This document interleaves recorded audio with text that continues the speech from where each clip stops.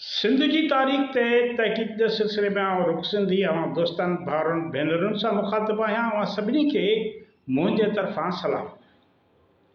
अॼु पाण अंग्रेज़नि ख़िलाफ़ जेकी सॼे बर सग़ीर ते सिंध समेत सॼे बर सग़ीर ते क़ाबिज़ हुया, उन्हनि ख़िलाफ़ हिकु वॾी बग़ावत बाबति ॻाल्हि ॿोल कंदासीं जेका सिंध में थी। उहा आहे थरपार कर जी बग़ावत। अंग्रेज़नि जॾहिं बर सग़ीर ते कब्ज़ो कयो त सिंध में ॿियनि खितनि में जिदोजहद थी, सिंध में तमामु वॾी बग़ावत थी। सिंधी माण्हू विढ़िया अंग्रेज़नि सां, पर इन सॼे जेका तारीख़ आहे सिंधियुनि जी वेड़ ऐं मज़हब जी तारीख़, इनखे नज़रअंदाज़ कयो वियो आहे। तारीख़ुनि में नथो ॿुधायो वञे, नथो पढ़ायो वञे त सिंधियुनि बि अंग्रेज़नि ख़िलाफ़ जिदोजहद कई, पर बर सग़ीर में पहिरीं वॾी जिदोजहद जेका आहे सा उहा सिंधियुनि कई। उनखां पोइ आख़िरी वॾी जिदोजहद बि सिंधियुनि कई। हाणे हिकिड़ी थरपार कर जी बग़ावत आहे, ॿी आख़िरी आहे हुर तहरीक। अॼु पाण थरपार कर जी बग़ावत जेका अंग्रेज़नि ख़िलाफ़ थी, अंग्रेज़नि जे शुरूआती दौर में जॾहिं हुननि सिंध ते कब्ज़ो कयो, उन ते ॻाल्हाईंदासीं। उन जो हिकिड़ो अहम किरदारु आहे, उन बाबति तव्हांखे आगाह कंदासीं। सोढो किरण जी केरु हुई जंहिं थरपार कर जी बग़ावत जी महदारी कई, सरबराही कई, अॻुवाणी कई। हरवल दस्तु हुयो।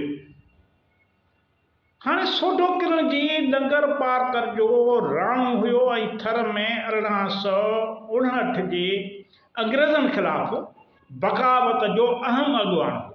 सिंध ते अंग्रेज़नि जे कब्ज़े खां पोइ जॾहिं बरतानवी राज पंहिंजा कानून लागू करण जी कोशिश कई त उन ख़िलाफ़ बग़ावतूं थियूं।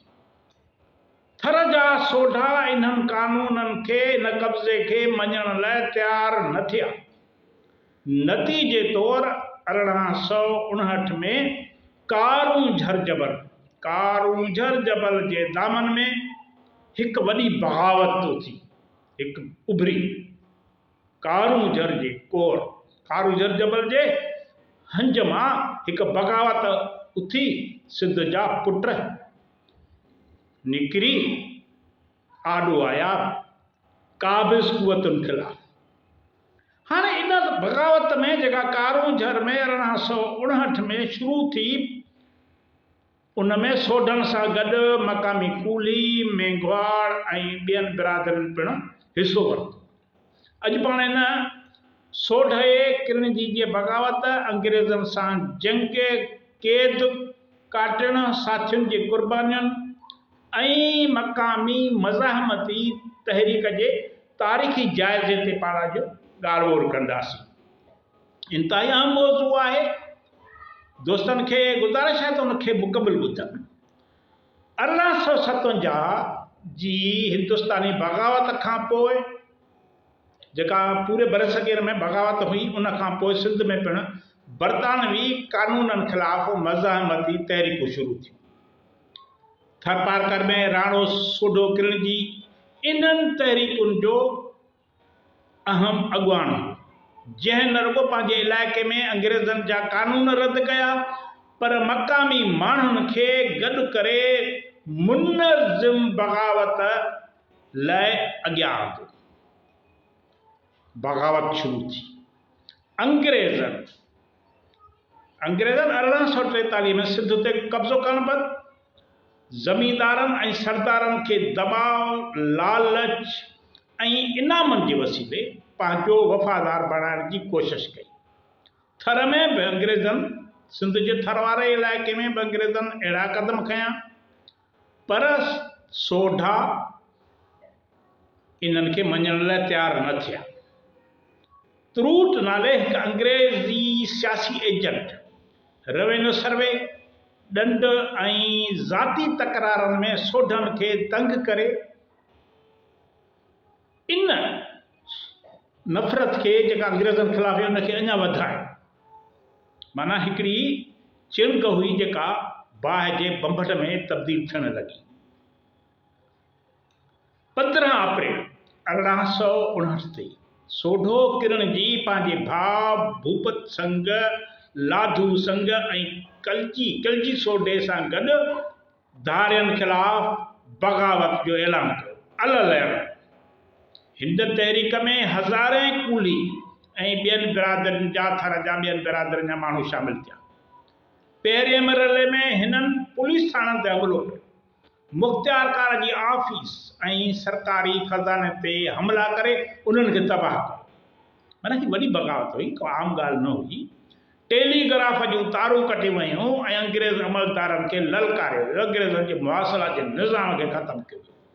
मुनज़्ज़म नमूने सां बग़ावत 1 मई 1859 खां 3 मई ताईं अंग्रेज़ फ़ौज ऐं सोढनि में कारूं झर जबल जे कच्छ में सख़्त वेड़ थी।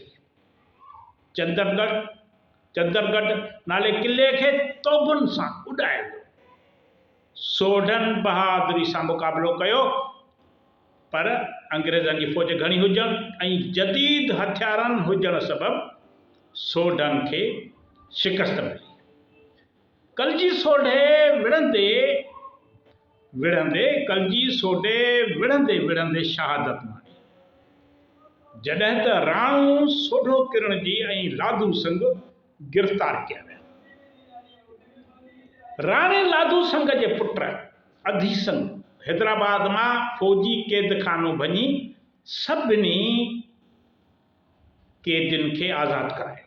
माना हैदराबाद जे फ़ौजी क़ैदखाने ते इहो वॾो हमिलो हो जो थर मां माण्हू अचनि था पिया अबरनि सब्रनि हथियारनि सां, पर पंहिंजी हिमत बहादुरी ऐं ताक़त सां हुननि क़ैदखानो भञी पुरज़ा करे छॾी ऐं सभिनी क़ैदियुनि खे आज़ादी पसंदनि खे आज़ादु करायो।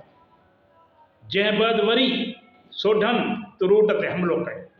उन वक़्तु रूपले कूलीअ जो किरदारु निमायान नज़र अचे थो, जंहिं सख़्त अज़ियतूं सहण बावजूदि राणे जो ॾस ॾियण खां इनकार कयो ऐं आख़िरकार फाही चढ़ी वतन लाइ पंहिंजी जान घोरे छॾी। आख़िरकार सेठ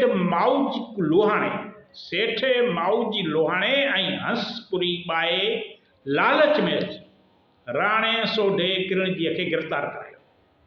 माना असांजे पंहिंजनि माण्हुनि जी गद्दारी सबबि राणो जेको हुयो सोढो किरणजी गिरफ़्तार थी वियो।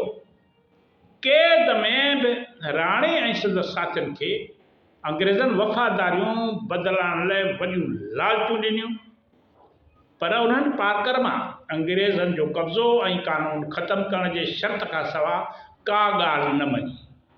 कि बाबा असांखे आज़ादी क़बूल नाहे, असांखे इहो आहे त असांजे इलाइक़नि तां तव्हां कब्ज़ो ख़तमु कयो, असांजे इलाइक़नि मां निकिरी वञो, सिंध आज़ादु करियो। उनखां सवाइ ॿी का बि ॻाल्हि तस्लीम न कंदासीं, ॿी ॻाल्हि कंहिं बि शर्त ते ॻाल्हि ॿोल न थींदी। पोइ छा थो थिए जॾहिं अंग्रेज़ पंहिंजा सभु हुरबा इस्तेमालु कया, हुननि खे झुकाए न सघियो।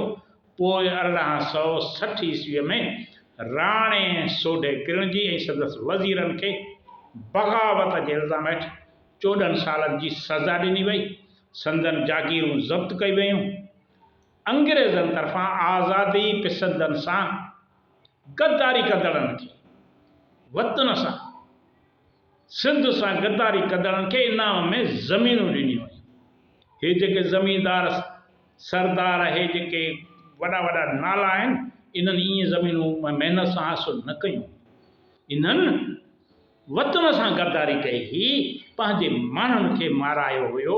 अहिड़े नमूने राणे किरणजी सोढे ऐं संदसि जेका वज़ीर हुया, साथी हुया, उन्हनि खे बग़ावत जे इल्ज़ाम हेठि 14 सालनि जी सज़ा ॾिनी वई। संदनि ज़मीनूं ज़ब्त कयूं वयूं, पर गद्दारनि खे इनाम में ज़मीनूं ॾिनियूं वयूं। ज़मीनूं बि सिंध जूं ॾिनियूं बि वरी इनाम में अंग्रेज़नि सिंधियुनि खे, ऐं उन्हनि खे जिन गद्दारी कई। माना अंग्रेज़ को बरतानिया मां, इंग्लैंड मां ज़मीनूं खणी कोन आया हुआ, जेके हू हिते विरहाइनि पिया, माण्हुनि खे इनाम में ॾियनि पिया। हीअ ज़मीनूं बि असांजूं, असांखे इनाम पिया ॾियनि। लालचुनि बावजूद राणो सोढो किरणजी पंहिंजे उसूलनि तां न हटियो।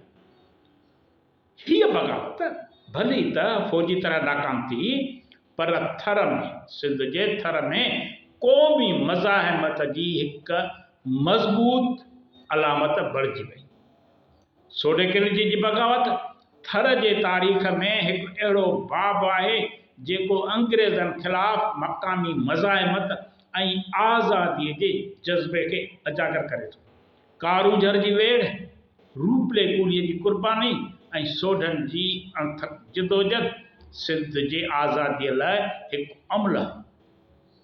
अमलह विरसो आहे। माना असां लाइ ही जिदोजहद, हिन में वहियल रत,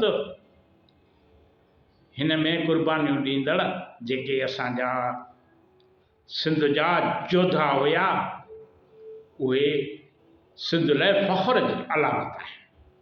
तव्हांजी वॾी वॾी महिरबानी। ईंदड़ वीडियो ताईं इजाज़त ॾींदा।